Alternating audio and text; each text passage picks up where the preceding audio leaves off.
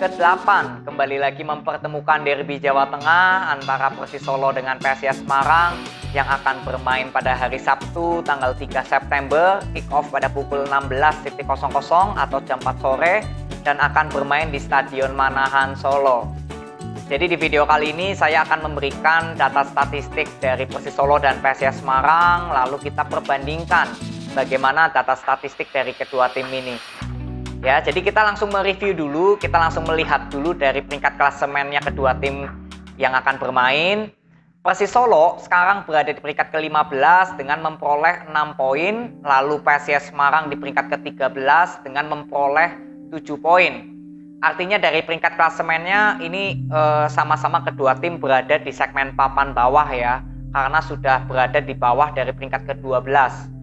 Jadi sama-sama seimbang berada di segmen papan bawah dan peringkat klasemennya juga berbedanya hanya 1 poin saja. Oke, jadi kita langsung bahas dulu dari Persis Solo. Kita lebih dalam lagi bagaimana melihat data statistik dari Persis Solo sebagai tim tuan rumah nanti. Kita langsung lihat dulu dari peringkat klasemennya. Persis Solo sekarang berada di peringkat ke-15 dari 7 pertandingan berhasil mencetak 2 kemenangan, 0 hasil imbang dan 5 kekalahan, berhasil menciptakan 7 gol dan kemasukan 11 dengan agregat gol -4 dan poinnya 6. Langsung kita melihat bagaimana statistik lini depan dari Persis Solo. Persis Solo dari 7 pertandingan berhasil mencetak 7 gol dengan persentase 1,00% dan rekor kemenangan terbesarnya yaitu 1-0. Jadi kita lihat sama-sama di sini bahwa standar minimum yang saya berikan untuk persentase jumlah mencetak gol itu sebesar 1,50%. Dan di sini Persis Solo masih di bawah dari 1,5%. Artinya Persis Solo dengan 1,00% ini menandakan lini depannya masih sering kesulitan untuk mencetak gol. Karena kalau kita mau bagi rata-rata, satu pertandingan itu Persis Solo sudah pasti mencetak 1 gol. Ya, dengan data persentase seperti ini 1,00%, jadi Persis Solo ini belum pernah mencetak lebih dari 2 gol gitu. Kalau kita mau rata-rata satu pertandingan. Artinya masih bergulit di masalah mencetak gol. Tapi nanti kita juga lihat di 3 pertandingan terakhir apakah Persis Solo sudah ada peningkatan di sektor lini depannya belum. Nanti kita akan sama-sama lihat di 3 pertandingan terakhir. Sebelum ke sana kita lihat dulu di data statistik lini belakang dari Persis Solo. Persis Solo dari 7 pertandingan ini kemasukan 11 gol dengan persentase 1,57% dan rekor kekalahan terbesarnya yaitu 2-3. Jadi kita lihat di sini bahwa standar maksimum yang saya berikan untuk persentase jumlah kemasukan gol itu 0,80%. Dan di sini Persis Solo sudah di atas dari 0,8. Artinya Persis Solo dengan 1,57% ini menandakan lini belakangnya ini sangat kurang baik. Karena kalau kita mau bagi rata-rata satu pertandingan, itu Persis Solo sudah pasti kemasukan 1. Dan sisanya 0,57 menandakan Persis Solo juga sering kemasukan lebih dari 2 gol. Jadi lini belakang dari Persis Solo ini sangat kurang baik. Tapi nanti kita juga lihat di 3 pertandingan terakhir apakah Persis Solo di lini belakangnya juga ada peningkatan atau enggak, sama seperti di lini depannya tadi ya. Nanti kita sama-sama lihat ke sana. Sebelum ke sana saya ingin berikan informasi dulu. Ini untuk informasi tambahan aja. Untuk segmen waktu dalam hal Persis Solo mencetak gol. Di sini saya sudah bagi 6 segmen waktu dan terlihat di sini bahwa di menit 45 sampai menit 60 Persis Solo paling banyak mencetak gol di menit tersebut. Nah, tapi dari 6 segmen waktu yang saya sudah bagi, di sini masih ada yang 0%, yaitu menit 0 sampai 15. Artinya dari 6 segmen waktu yang saya sudah bagi, Persis Solo masih belum menguasai semua. Masih ada 1 yang belum pernah Persis Solo lakukan untuk menciptakan gol. Ini untuk informasi tambahan aja. Lalu kita lihat pemain paling banyak berkontribusi dari Persis Solo. Kita lihat sama-sama di sini, top skornya ada Messi Doro yang menciptakan 2 gol dibantu dari 1 titik putih. Lalu sisanya ini masih ada 1-1 ya. Jadi saya ambil yang paling banyak saja. Lalu di top assist ada nama Messi Doro lagi yang menciptakan 2 assist dan sisanya masih ada 1-1-1. Jadi saya ambil yang paling banyak saja, pemain yang paling banyak memberikan top skor dan top assist. Dan di Persis Solo ini hanya ada Messi Doro, pemain yang paling banyak memberikan kontribusi, baik dari segi top skor dan juga segi assist. Ini untuk informasi tambahan aja. Oke, sekarang kita lihat di 3 pertandingan terakhir untuk Persis Solo, untuk kita sama-sama melihat apakah ada peningkatan atau tidak di sektor lini depan dan lini belakangnya. Kita lihat di sini, Persis Solo kemarin kalah 2-1 dari tim tuan rumah Borneo, lalu menang 1-0 atas Madura United, lalu menang 0-1 dari Bayangkara. Artinya dari 3 pertandingan terakhir, Persis Solo berhasil menciptakan 2 kemenangan dan 1 kekalahan, berhasil mencetak 3 gol dan kemasukan 2, dengan persentase mencetak gol 1,00% dan persentase kemasukannya 0,66%. Artinya sektor lini depan dulu yang kita bahas sekarang, Persis Solo ini belum ada peningkatan. Kalau kita bandingkan dari 7 pertandingan secara keseluruhan tadi, masih tetap sama 1,00%. Jadi lini depan dari Persis Solo ini masih bergulit di masalah power mencetak gol. Dan di lini belakangnya Persis Solo dibandingkan dari 7 pertandingan tadi ya, yang sangat tinggi persentasenya 1,57%, ini justru di 3 pertandingan terakhir ada penurunan yang sangat jauh persentasenya.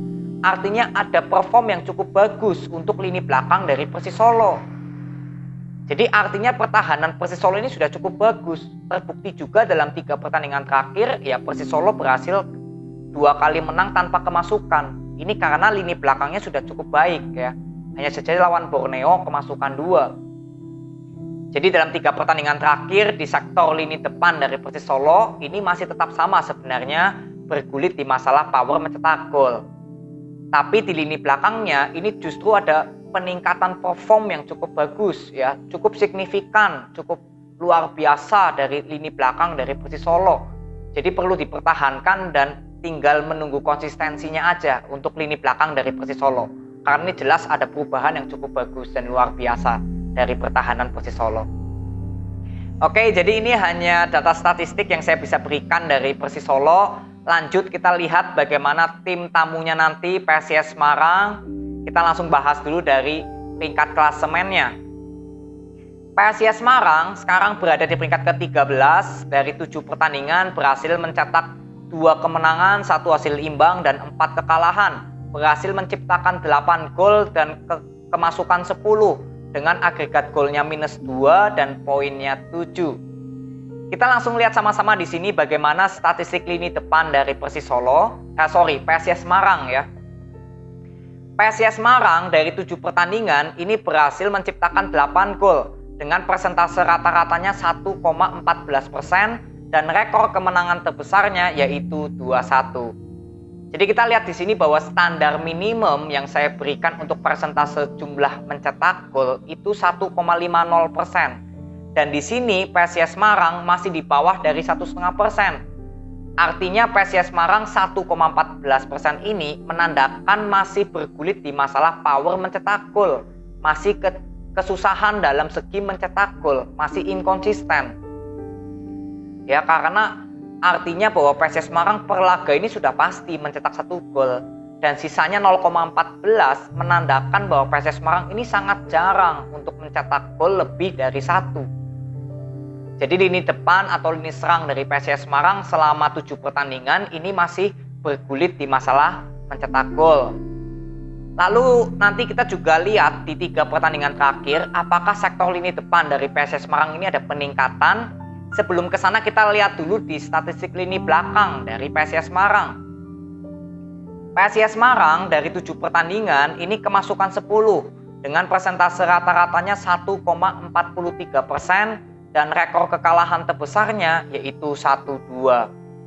Jadi kita lihat di sini bahwa standar maksimum yang saya berikan untuk persentase jumlah kemasukan gol itu 0,80%. Dan di sini PSIS Semarang sudah melebihi dari 0,8. Artinya sektor lini belakang dari PSIS Semarang ini kurang bagus, kurang baik. Karena kalau mau diartikan 1,43% ini, kalau mau dirata-rata, 1 pertandingan PSIS Semarang sudah pasti kemasukan 1. Dan sisanya 0,43 menandakan bahwa PSIS Semarang juga sering kemasukan lebih dari 1, ya, lebih seringnya 2. Jadi artinya lini belakang dari PSIS Semarang ini masih kurang bagus, kurang baik.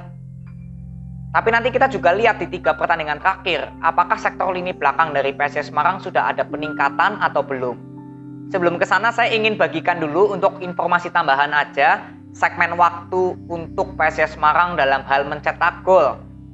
Kita lihat di sini, saya bagi 6 segmen waktu bahwa PSIS Semarang sangat merata ya, dari menit 15 sampai menit 60 ini 25,0%, lalu di menit 75 sampai menit 90 juga sama 25,0%. Tapi di sini masih ada 2 segmen waktu dari PSIS Semarang yang belum terisi ya.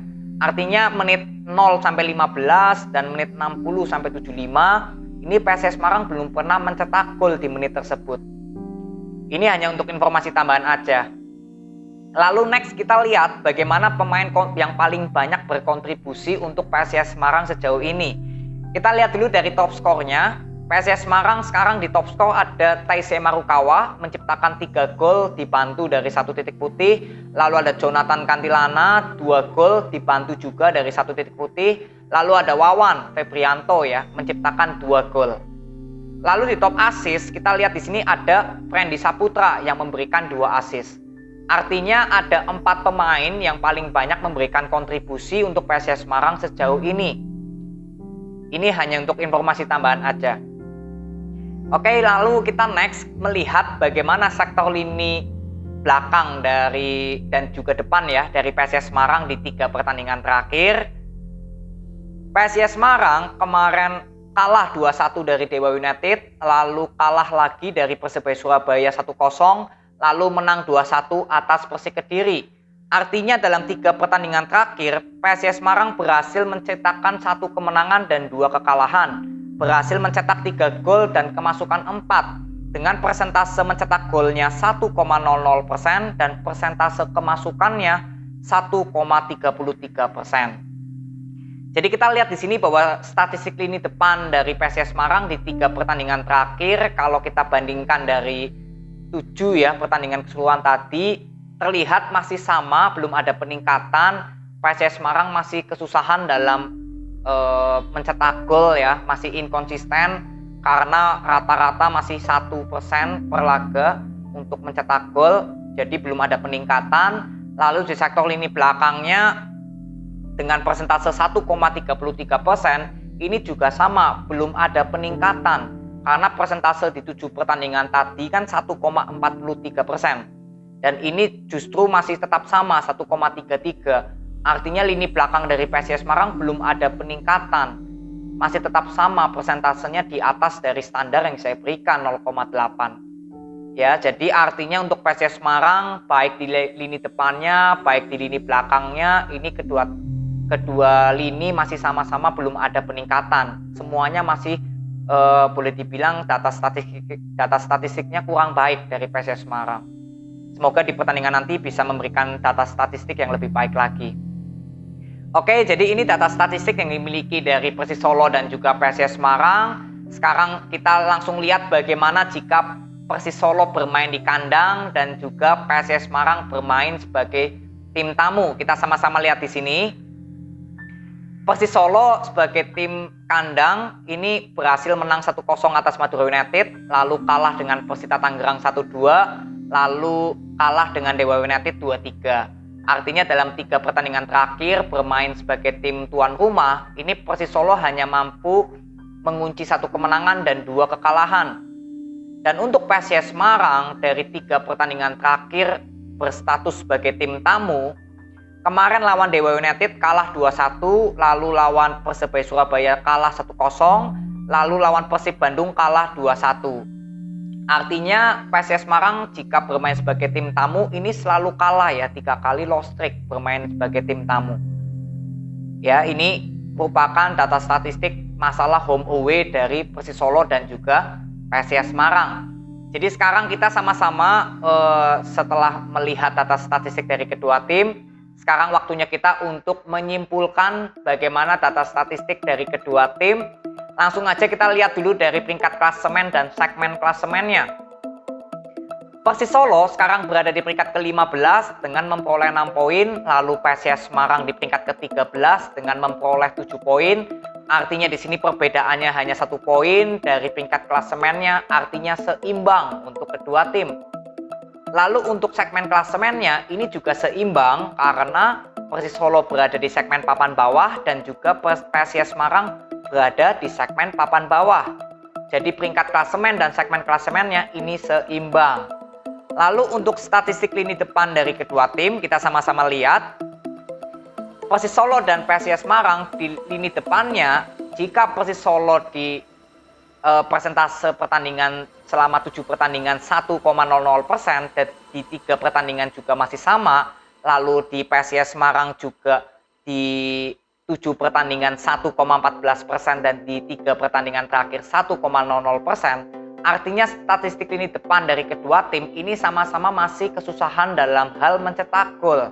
Artinya seimbang untuk kedua tim karena di 3 pertandingan terakhir terlihat belum ada peningkatan persentase. Lalu kita lihat di statistik lini belakangnya. Persis Solo di 7 pertandingan ini persentasenya 1,57%.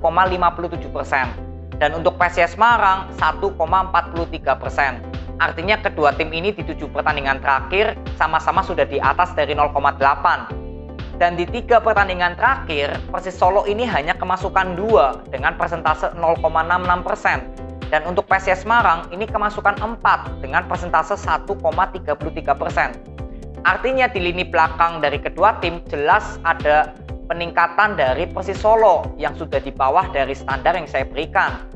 Artinya untuk statistik lini belakang ini yang diunggulkan adalah Persis Solo. Ya, di sini terlihat data statistiknya, persentasenya berubah untuk Persis Solo lebih baik. Lalu untuk home away-nya, kita lihat di sini bahwa Persis Solo sudah mengalami 1 kemenangan dan 2 kali kalah, tapi bermain di kandang. Dan PSIS Semarang setiap bermain sebagai tim tamu ini di 3 pertandingan terakhir justru lost streak ya, selalu kalah. Artinya di sini Persis Solo ada 1 kemenangan sebagai tim tuan rumah. Jadi di home away ini tetap jatuh kepada Persis Solo karena sudah mengalami 1 kemenangan bermain sebagai tim home ya, tim kandang dibandingkan PSIS Semarang yang 3 kali bermain sebagai tim tamu tapi selalu lost streak. Jadi inilah kesimpulan yang saya bisa berikan kepada kalian dari peringkat klasemen, segmen klasemen, statistik lini depan, lini belakang, dan juga home dan away. Ini merupakan data statistik dari kedua tim yang saya sudah review, sama-sama kita tadi sudah lihat semua. Dan tentunya data statistik ini hanya untuk melihat peningkatan atau adanya penurunan di tim kesayangan kalian. Dan tentunya untuk kalian semua jangan lupa nonton pertandingannya secara langsung, karena bagaimanapun juga nonton pertandingannya secara langsung itu lebih mudah untuk kalian menganalisa apakah data statistik ini akan sesuai dengan jalannya pertandingan untuk kedua tim besok. Jadi ini aja video yang saya bisa bagikan kepada kalian semua. Semoga bermanfaat. Nanti kita ketemu di video berikutnya. See you.